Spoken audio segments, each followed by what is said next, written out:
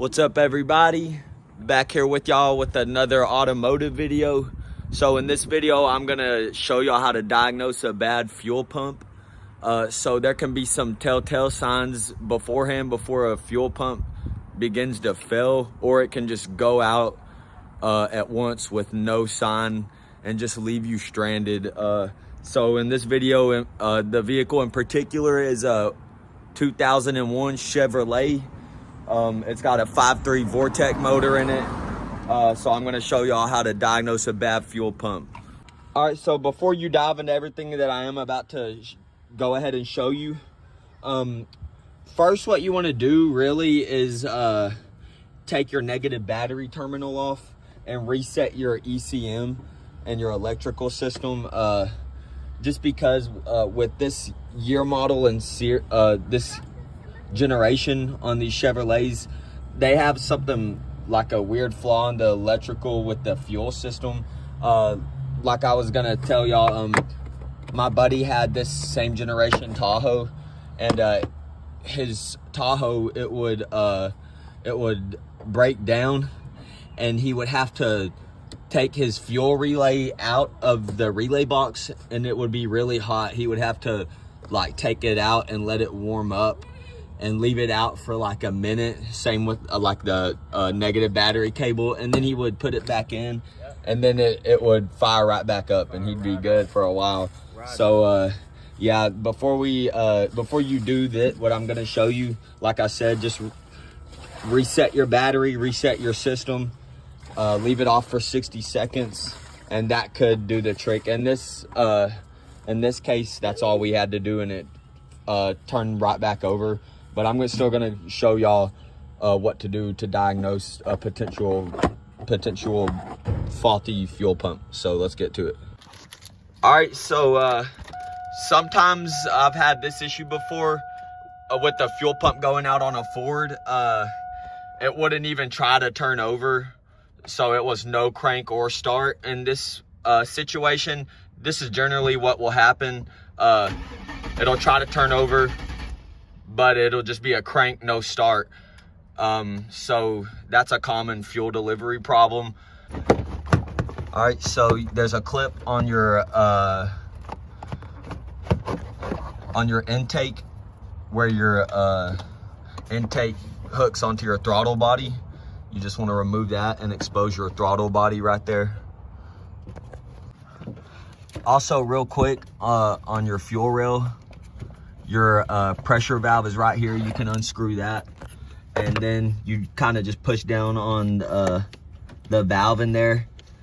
And when you push it, when a vehicle has proper fuel pressure, it'll shoot out of the valve. As y'all can see, there's really none even coming out right now. Okay, I'm gonna try. So that's a common diagnostic. So all right, so what he did just then, he sprayed fuel and fired right up, and then it died.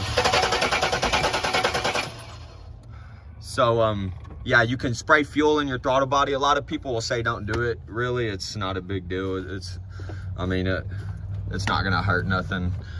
So yeah, just shoot some fuel in there. And if it is a bad fuel pump or something in your fuel system, or a clogged fuel filter even, it'll turn over, and then generally it'll die right after. Cranks up. Give it some gas.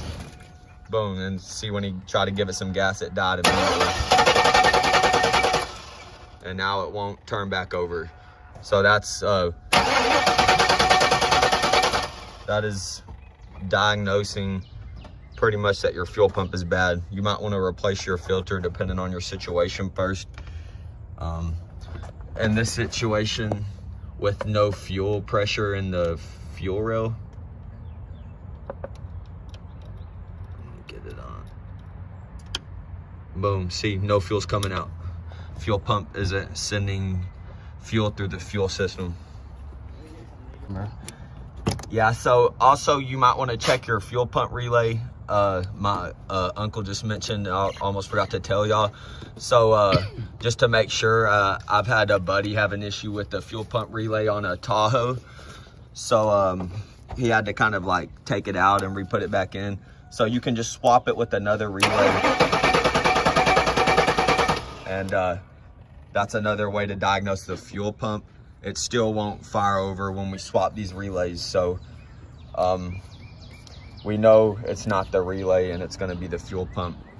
If you do a fuel pump, you might wanna go ahead and swap your filter out too, just to be safe. So something else you can do if you don't have a spray bottle is you can pour gasoline on a rag as well and place it in your throttle body. Yeah, just be careful. My uncle pointed out too that when you push the throttle, it can suck your rag through there. So don't put it in too much, just enough where the fuel part of the rag is in there. And what it'll do is turn over off the fumes of the gas. But and then it'll die just like it did when spraying fuel in it. And that's another way to diagnose it. In this case, we got a bottle, so we're just spraying the fuel in there as well. So that'll work. They both work equally well.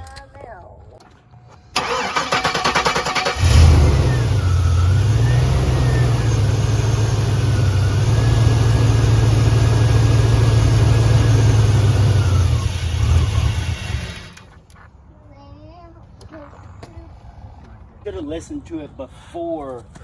All right, another thing y'all want to do before y'all dive into a fuel pump job is whenever you turn the key over, you'll audibly hear the fuel filter back here. You'll hear it pumping the fuel and priming your fuel system. So let's see if we can hear it. Go ahead. All right, I don't know if y'all heard it. Can we do it again? Yeah. All right, so I don't know if y'all heard it, but you'll hear your fuel filter cutting on electrically and pumping your fuel. You'll hear it back here. So that's how you know the fuel pump is working. But we reset the battery. We took the negative terminal off for 60 seconds and reset this the ECM, and then it shut right back on. So the truck turned back over. So I believe that this had a security system that was shutting off the fuel system maybe and wasn't pumping fuel, or shutting the fuel pump off or something. So fortunately we won't have to put a fuel pump in this. But yeah, those are some just a few things you can do to diagnose a bad fuel pump that is not working properly. So thanks for watching. Y'all have a good one, man.